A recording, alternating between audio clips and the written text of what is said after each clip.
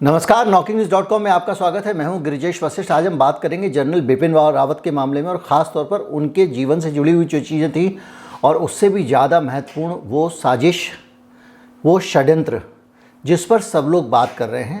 षड्यंत्र है या नहीं है पता नहीं है, लेकिन षड्यंत्र पे चर्चा शुरू हो गई है। और जब आप षड्यंत्र पे चर्चा शुरू करते हैं तो आपका दिमाग जाता है कि इससे पहले कब कब कहाँ कहाँ किस किस इंटरनेशनल एजेंसी ने क्या क्या खेल किए हैं। आज मैं आपको सिलसिलेवार बताऊंगा, इंदिरा गांधी से लेकर राजीव गांधी की हत्या से लेकर हर हत्या के आपको सबूत दूंगा। मुजीबुर रहमान की हत्या का सबूत दूंगा, यहाँ तक कि जूलियस असांज की हत्या के बारे में भी जानकारी दूंगा। लेकिन विपिन रावत की मौत के बारे में कुछ चीज़ें थोड़ा ट्विस्टेड हैं, उन पर भी चर्चा करेंगे। आपको हो सकता है कि इस वीडियो से समझने में मदद मिले कि जो लोग षड्यंत्र की बात कर रहे हैं उन पे कितना भरोसा करना चाहिए, कितना नहीं करना चाहिए। हो सकता है आपको ये समझने में मदद मिले कि ये पूरा हादसा था। कहीं मत जाइए, चैनल को सब्सक्राइब कर लीजिए। बहुत विस्फोटक सामग्री है, ऐसी जानकारियाँ हैं जो हो सकता है आपके पास से पहले कभी ना रही हूँ। मैं लौट के आता हूँ। अगर आप हमारे चैनल को सपोर्ट करना चाहते हैं, देखिए कोई भी चैनल, कोई भी संस्था बगैर जनता के सहयोग के नहीं चलती है। अगर आप सपोर्ट करना चाहते हैं तो हमारा ये जो बारकोड है उसके ज़रिए आप भुगतान कर सकते हैं। हमारा UPI ID डिस्क्रिप्शन में सबसे नीचे है। मैं अभी लौट कर आता हूँ, कहीं मत जाइएगा।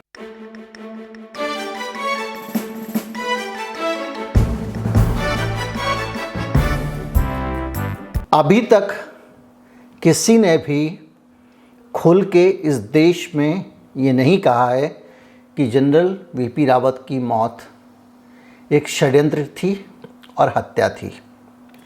अभी तक किसी ने भी, सबने आशंकाएं जताई हैं, लेकिन सफाई खुलकर सामने आनी शुरू हो गई है। खुलकर सफाई सामने आ रही है। एक ऐसे व्यक्ति से ये सफाई आ रही है जिसने उसी दिन या उससे एक दिन पहले प्रधानमंत्री मोदी से मुलाकात की है जिस दिन जनरल BP रावत का निधन हुआ। वो व्यक्ति हैं केशव प्रसाद मौर्य, उत्तर प्रदेश के उप मुख्यमंत्री हैं।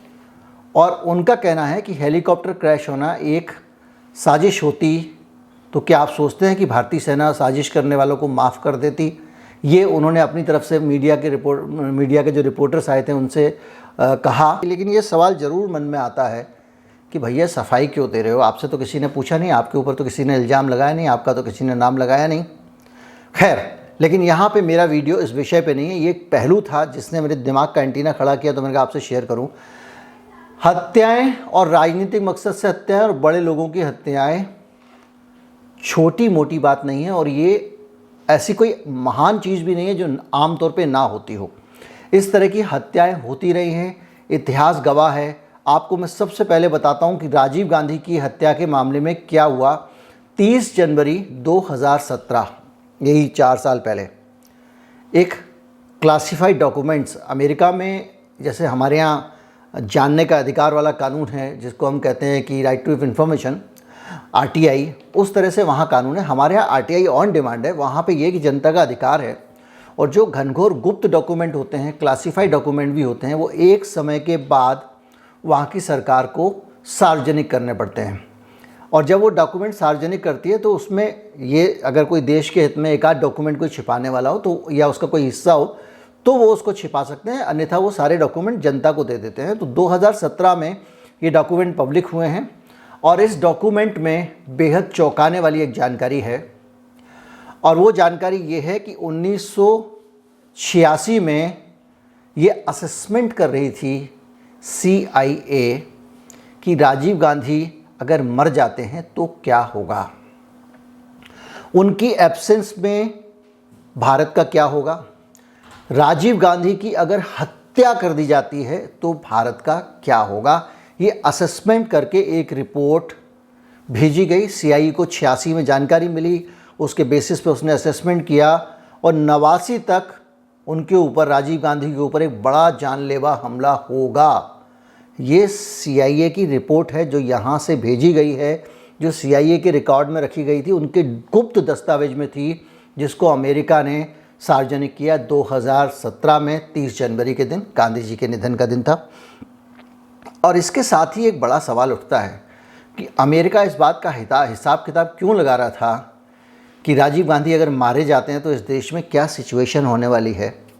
राजीव गांधी के मारे जाने के बाद जो बदलाव इस देश में आया वो भी हम देख चुके हैं, और हम आपको ये बताना चाहेंगे कि वो बदलाव ये है कि ये देश जो वेलफेयर स्टेट के रास्ते पर चल रहा था, सीधा सीधा अमेरिकन स्टाइल में कैपिटलिज्म के रास्ते पर चल पड़ा। पता नहीं कहाँ से ढूंढ के मनमोहन सिंह को लाए और अचानक उनको फाइनेंस मिनिस्टर बना दिया गया, और मनमोहनोमिक्स और इस तरह से खुला मार्केट, खुला बाज़ार के नाम पे बहुत सारा इस देश में एक नया दर्शन शुरू हो गया, जिसमें उद्योगपतियों और पूंजीपतियों को सारी की सारी ताकत सौंप दी गई। ये बदलाव तो हमने देखा है। तो ये 89 तक हमले की बात कही गई थी, लेकिन 21 मई 1991 को श्री परमदूर में हम सब जानते हैं राजीव गांधी जा रहे थे, लोगों से मिल रहे थे। वहीं भीड़ में एक महिला आई और उसने अपने आप को बम से उड़ा दिया। इसमें राजीव गांधी के शरीर के भी चिथड़े उड़ गए थे, और जो रिपोर्ट थी उसका जो टाइटल था वो की जजमेंट था, और उसमें कई सारे सत्ता के समीकरणों का भी जिक्र किया गया कि अगर राजीव गांधी को मार दिया जाता है तो उनकी एब्सेंस में कौन लोग आएंगे, कौन लोग नहीं आएंगे, क्या होगा। ऐसा तो नहीं होगा कि कोई एक ऐसा आदमी आ जाए जो उल्टा अमेरिका के लिए मुश्किल हो जाए। तो वो पूरा असेसमेंट CIA कर रहा था। ये भारत के अंदर CIA की अमेरिका की रुचि है, और अगर आप राजीव गांधी वाली रिपोर्ट को भी ना माने, अगर आपको लगता है कि इत्तेफाक रहा होगा, तो आपको मैं दूसरा मामला बताता हूँ, और वो मामला है इंदिरा गांधी का। इंदिरा गांधी की हत्या से 2 साल पहले CIA ने असेसमेंट किया था 82 में, और ये हिसाब किताब लगाया था कि इंदिरा गांधी की अगर हत्या हो जाती है तो किसको गद्दी मिलेगी और उसमें क्या क्या होगा। 14 जनवरी 83 की रिपोर्ट है, और उसका कहना है कि कांग्रेस पार्टी कमज़ोर पड़ जाएगी अगर इंदिरा गांधी की हत्या हो जाती है। और ये भी माना गया कि चूंकि ज़्यादा रुचि राजीव गांधी की नहीं है, इसलिए राजीव गांधी आकर सत्ता नहीं संभालेंगे। तो कौन कौन लोग यहाँ पे भारत की बागडोर संभाल सकते हैं, किसके बाद में, इंदिरा गांधी के बाद में, इसका असेसमेंट भी किया गया था। और ये सारा असेसमेंट CIA के रिकॉर्ड में था। जब इस असेसमेंट को रिलीज़ किया गया है तो उसमें बहुत सारे हिस्से डिलीट कर दिए गए हैं, यानी अमेरिका की सरकार ने उन हिस्सों को सार्वजनिक करना उचित नहीं समझा। लेकिन जो नाम हैं, उन नाम के बारे में अगर आप सोचेंगे तो इनमें से ज़्यादातर नाम वेलफेयर स्टेट वाले नहीं थे, कैपिटलिस्ट वाले थे। यानी ये भी हो सकता है कि CIA हो सकता है कि नाम पर ये बता रही हो कि उसका प्लान क्या है। रक्षा मंत्री R वेंकटरामन, विदेश मंत्री PV नरसिंह राव, वित्त मंत्री प्रणब मुखर्जी और उद्योग मंत्री नरेंद्र तिवारी के नाम प्रधानमंत्री के तौर पर सोचे गए थे। ये वो सब नेता हैं जो अमेरिका के लिए आसानी से एक्सेसिबल होते थे। ये हम सब जानते हैं कि इनका झुकाव नीतियों के मामले में अमेरिका की तरफ था, और इसीलिए बाद में वित्त मंत्री बनाया गया प्रणब मुखर्जी को। हालांकि प्रणब मुखर्जी इंदिरा गांधी के टाइम में भी वित्त मंत्री रहे थे। मैं आपको बता दूं, 30 पेज का ये दस्तावेज है। 80 के दशक के मध्य में भारत में संभावनाओं और विभिन्न राजनीतिक परिदृश्यों पर इसमें विचार किया गया है। ये दो चीज़ें, दो बड़े नेता जिनकी मौत पे CIA ने पहले असेसमेंट किया, और उस असेसमेंट को करने के बाद में CIA ने, आपने देखा, हमने देखा, सब ने देखा कि उनकी हत्या कर दी गई है। इतिहास में ज़्यादा चले गए हूँ, आपको कुछ लगता हो ताज़ा चाहिए तो एक ताज़ा बताता हूँ, फिर इतिहास में लेके चलूँगा। जूलियस असांज वो आदमी है जिसने वो सारे के सारे केबल लीक किए, जिनके ज़रिए अमेरिका पूरी दुनिया में अपने दूतावासों के साथ में कोऑर्डिनेट करता था, और वहाँ से उसके पास जो सूचनाएं आती और जाती थी, उन सूचनाओं से जुड़े हुए केबल्स के जो दस्तावेज थे वो सारे के सारे उसने लीक कर दिए थे, जिसको हम विकी लीक्स के नाम से जानते हैं।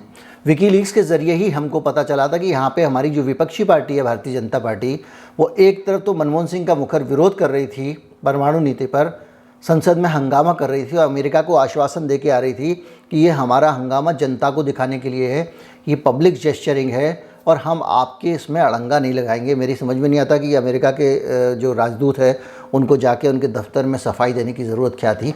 लेकिन जब जूलियस असांज ने इतनी बहुत सारी जानकारियाँ सार्वजनिक कर दी तो अमेरिका उसके पीछे पड़ गया। हम सब जानते हैं कि उसकी ज़िंदगी क्या है, उसका जीना मुश्किल कर दिया। लेकिन ट्रंप के दौर में उसकी हत्या और अपहरण की प्लानिंग की गई थी। कि ये बाकायदा 2017 में ये रिपोर्ट है, इसको याहू ने अमेरिका के करीब 30 अधिकारियों के साथ इंटरव्यू किया है। रिपोर्ट के मुताबिक माइक पॉम्पियो अमेरिका के विदेश मंत्री थे, अभी की बात है, बिडेन से पहले की, और इस साजिश को रचने में वो सबसे आगे थे। ट्रंप प्रशासन में रहे एक राष्ट्रीय सुरक्षा अधिकारी ने कहा कि माइक पॉम्पियो और CIA अधिकारियों को बस खून दिख रहा था। इक्वाडोर के एम्बेसी में शरण लेने के लिए गए हुए थे। कौन? Julius Assange. वहाँ पे CIA के एजेंट्स ने उनको घेर लिया और उनको किसी तरह से बचाया गया, फिर उनको गिरफ्तार करके बेलमार्श लंदन में भेज दिया गया। ये आपके सामने 2-3 जानकारियाँ ऐसी बताई हैं जो बहुत ताज़ा जानकारी हैं। थोड़ा और पीछे चलेंगे, एक जमाल खशोगी करके पत्रकार की हत्या हुई थी, आप जानते होंगे, सऊदी अरब के पत्रकार थे, नामी पत्रकार थे, वॉशिंगटन पोस्ट में वो लिखा करते थे। और उनकी हत्या के मामले में जो खुलासा हुआ है, खुद CIA ने किया है, वो ये है सऊदी अरब के युवराज यानी क्राउन प्रिंस मोहम्मद बिन सलमान ने हत्या का आदेश दिया था जमाल खशोगी के। और वॉशिंगटन पोस्ट ने इस खबर का खुलासा किया। अखबार ने कहा कि CIA की जांच के अनुसार सऊदी अरब के 15 एजेंट सरकारी विमान से इस्तांबुल पहुंचे, तुर्की की राजधानी, और उन्होंने सऊदी अरब के दूतावास में खशोगी की हत्या कर दी। CIA ने इस पे ज़्यादा कुछ नहीं बताया, लेकिन वो अपनी मंगेतर से शादी करने के लिए ज़रूरी दस्तावेज लेने के लिए वहाँ दूतावास में गए हुए थे। 1975 में पाकिस्तान के पहले राष्ट्रपति शेख मुजीबुर रहमान की हत्या कर दी गई थी। और चूँकि बांग्लादेश का दोस्त था, हम लोग लगातार पता लगाने की कोशिश कर रहे थे कि वो हत्या किसने की होगी। इस बीच में एक किताब आती है जिसमें के कुछ अधिकारी हैं, उनके इंटरव्यू किए हैं। एक खोजी पत्रकार हैं सतीश यादव, उनकी किताब है। उन्होंने AK वर्मा जो बाद में रॉ के चीफ बने, उनका इंटरव्यू किया और उन्होंने बताया कि CIA का हाथ शेख मुजीबुर रहमान की हत्या में हो सकता है। इस किताब का नाम है, वेस्टलैंड पब्लिकेशंस ने निकाली है, raw a history of India's covered operations. ये किताब अगर आपको पढ़ने में रुचि हो तो आपको मिल सकती है। इस किताब में रॉ के नोट स्पष्ट किए गए हैं। उसमें कहा है कि षड्यंत्रकारियों ने एक अमेरिकी दूतावास में शरण ली, वहाँ से प्लानिंग की और शेख मुजीबुर रहमान को उड़ा दिया। चीन के बारे में मैंने आपको बता दिया कैसे लोगों को मार रहा है, सऊदी अरब के बारे में मैंने आपको बता दिया, अमेरिका के बारे में बता दिया कि उसका तो पूरा ऑपरेशन ही ये चलता रहता है। मैंने आपको बताया था कि किस तरह से ऑपरेशन थंडरस्टॉर्म के तहत जो सैकड़ों लोगों की जानें गई हैं अफ़गानिस्तान में, उसमें अमेरिका की भूमिका बहुत बड़ी है। वो वहाँ मारकाट के लिए गया था, वो वहाँ के जो आतंकवादी थे अफ़गानिस्तान को, उनकी बड़ी संख्या में हथियार देता था। मेरे वीडियो हैं, आप निकाल के देख सकते हैं। इवन अमेरिका ने उनको स्टिंगर मिसाइल तक दी थी। वो ऐसी मिसाइल थी जो कंधे पे रख के चल सकती थी, जिससे हवाई जहाज को उड़ाया जा सकता था। इस तरह के हथियार भी आतंकवादियों को अमेरिका ने दिए थे। इस पर भी मेरा वीडियो है। अब मैं आपको बताता हूँ किस तरह से अमेरिका खुद भी इसका शिकार हो चुका है। जॉन कैनेडी 1963 में डलास में उनकी जो हत्या की गई थी, उसके बारे में अभी तक सस्पेंस लगाए जा रहे हैं। लेकिन एक किताब आई थी जिस हाल में, जिसमें एक दावा किया कि CIA का एक क्यूबाई एजेंट था, CIA का एक एजेंट जो क्यूबा में पोस्टेड था, उसने कैनेडी की हत्या में हिस्सा लिया। और इस किताब में target JFK the spy who killed Kennedy में बिल कॉक्स जो है, वो रॉबर्ट बिल कॉक्स उसके जो राइटर हैं, उन्होंने किताब लिखी है। और ये गुप्त डायरियाँ हैं डगलस बजाटा की, जिनके आधार पर ये किताब लिखी गई है। और डगलस बजाटा CIA जब बनाई गई तब से ही इसकी स्थापना के समय से इसके साथ जुड़े हुए थे। जब ये सारी चीज़ें हों, जब इतने सारे षड्यंत्र होते हों, बड़े लोग, सरकारी लोग सरकार का पैसा लेके जिस तरह की साजिशें रचते हों, उस पूरे वातावरण में अगर आप ये सोच रहे हैं कि एक हेलीकॉप्टर ऐसे ही दुर्घटनाग्रस्त हो गया होगा, ऐसे हेलीकॉप्टर ऐसे ही नहीं खरीद लिए जाते हैं। इनकी जांच की जाती है, इनको देखा जाता है वर्ल्ड में टॉप क्लास के हेलीकॉप्टर हों। हमारे देश का जो सिक्योरिटी चीफ है, कोई आसान बात नहीं है। आपके देश का एक छोटा सा डेटा भी निकलता है तो 20 गाड़ियाँ आगे 20 पीछे निकलती हैं। सिक्योरिटी बहुत बड़ी चीज़ है और वो उनकी सिक्योरिटी का ख्याल रखा जाता रहा होगा। उनके रॉ से लेके CBI से लेके IB से लेके जितने टॉप के जो इंटेलिजेंस एजेंसीज हैं हिंदुस्तान की, वो जनरल रावत की सिक्योरिटी पे इनपुट्स लेती होंगी। छोटे बड़े बहुत बड़ा जासूसी नेटवर्क है हिंदुस्तान में, बड़ा पैसा जासूसी पे खर्च होता है। बड़ी सोर्स बनी आती है। जितने बड़े अधिकारी हैं, आईएएस आईपीएस अधिकारी जो हैं बड़े बड़े, उनके पास में, और जो आर्मी इंटेलिजेंस के लोग हैं। और मैंने आपको वीडियो बताया था कि किस तरह से इंटरनेट पे भी अगर आप कुछ सर्च करते हैं उसका भी सर्विलांस होता है। अलग अलग जगहों पर, रेलवे स्टेशन में एआई वाले कैमरे लगाए गए हैं। तो दिल्ली में लाखों कैमरे लगा दिए गए हैं। उन कैमरे के सामने से अगर एक आदमी एक बार गुजर जाए तो वो पढ़ के उसका चेहरा बता देते हैं फला आदमी है, और उस आदमी की अगर तलाश हो तो अलर्ट चला जाता है। इस स्तर की मजबूत इस देश में जासूसी का सिस्टम है। 4-5 बड़े ऐसे सिस्टम हैं जो सॉफ्टवेयर के ज़रिए जासूसी करते हैं। एक एक शब्द अगर आप गूगल पर सर्च करते हैं तो उसकी जासूसी की जाती है। और इस पूरे वातावरण के बीच में इतना आसान काम नहीं है डिफेंस चीफ की हत्या करना। और इतना आसान इसलिए भी नहीं है कि उसका एक्सीडेंट हो जाए, ये भी उतना आसान नहीं है, क्योंकि जो विमान खरीदे जाते हैं, हेलीकॉप्टर खरीदे जाते हैं, उनमें बड़े सेफ्टी मेजर रखे जाते हैं, क्योंकि उन्हें हेलीकॉप्टर में राष्ट्रपति को भी गुजरना है, प्रधानमंत्री को भी गुजरना है। तो जो लोग ये समझ रहे हैं कि ये बहुत आसान काम था, कोई भी अगर षड्यंत्र करके हत्या कर देता, वो भी गलत समझ रहे हैं। और जो लोग ये समझ रहे हैं कि बहुत आसान सामान्य सी दुर्घटना थी, वो भी गलत समझ रहे हैं। इस मामले में जाँच जब हो रही है और उसके बाद में जो चीज़ें निकल के आएंगी उनसे ही पता चलेगा। बाकी दुनिया में कुछ भी हो सकता है। मैं आपको वो किस्सा दोहराना चाहता हूँ, मैंने वीडियो बनाया था, आपको पूरा वीडियो मिल जाएगा। ईरान के सबसे बड़े न्यूक्लियर साइंटिस्ट थे फ़खरीज़ादे ईरान का परमाणु बम तैयार करने के काम में लगे हुए थे। वो अकेला आदमी था जिसके पास बहुत इन्फॉर्मेशन थी, ज़िंदगी सादा थी। वो कभी कभी इस पूरे सुरक्षा के तामझाम से दूर आराम की ज़िंदगी जीना चाहता था। वो अपने होम टाउन गया था, लौट के आ रहा था कि रास्ते में अचानक एक जगह स्पीड ब्रेकर पड़ता था। वहाँ पे उसकी गाड़ी स्लो हुई। वो खुद गाड़ी चला रहे थे। एआई टेक्नोलॉजी से लैस कैमरे लगे हुए थे वहाँ पे, जिन्होंने ये आइडेंटिफाई किया कि हाँ ये फ़खरीज़ादे हैं। और उस आइडेंटिफाई करने के बाद में वो फ़ोटो खिंच के उनकी चली गई इज़राइल में। वहाँ से फ़ोटो कन्फर्म करने के बाद कमांड आई कि हाँ ये फ़खरीज़ादे है। और उसके बाद एक गन को सैटेलाइट के ज़रिए कमांड दी गई और उससे उसको उड़ा दिया गया फ़खरीज़ादे को। उनकी गाड़ी उड़ गई और उसके बाद ठीक बाद में ये कैमरे से लेके, गन से लेके सारी चीज़ें जिस वाहन में लगे हुए थे वो वाहन भी विस्फोट में उड़ गया। ये रिकॉर्ड पे है। ये जो मोसाद है इज़राइल का, उसने ये हत्या की थी ईरान के परमाणु वैज्ञानिक की। और अभी फिर एक क्लियर हो गया कि वहाँ पे इज़राइल का ही अखबारों ने ये छापा है और उसमें बाकायदा खुलासे किए हैं कि किस तरह से ईरान की जो परमाणु ऊर्जा की फैसिलिटी थी, जिसको ईरान दावा करता था कि वो शांतिपूर्ण उपयोग के लिए है, लेकिन वो अंडरग्राउंड और बहुत पोशीदा थी। यहाँ तक माना जाता था कि आइडियोलॉजिकली कमिटेड गार्ड ईरान के उसकी सुरक्षा करते हैं। उस जगह पर अपने ही ईरान के परमाणु वैज्ञानिकों को मिला के मोसाद ने ब्लास्ट करा दिया था। वो बहुत बड़ा ब्लास्ट था। वो पूरी परमाणु फैसिलिटी ख़त्म हो गई थी। उसके बाद से ईरान का परमाणु प्रोग्राम बंद हो चुका है। ये मोसाद की कहानी है। फ़खरीज़ादे वाला पूरा एपिसोड है मेरा, किस किस तरह से किया गया था, बहुत अच्छी तरह से सबको समझाया गया है।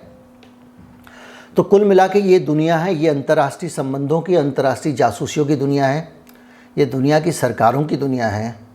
वो लोगों के साथ कैसे डील करती है ये इसमें बताया गया है।